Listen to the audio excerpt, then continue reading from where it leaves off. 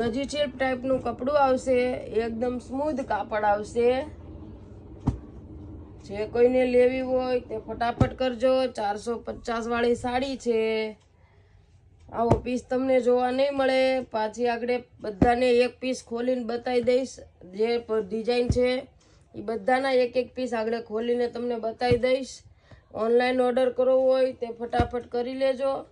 Colour option કોક સાડીમાં છે, કોક સાડીમાં નથી, એ રીતે છે। જે કોઈને લેવી હોય તે ફટાફટ અમને સ્ક્રીનશોટ પાડીને મોકલી દેજો।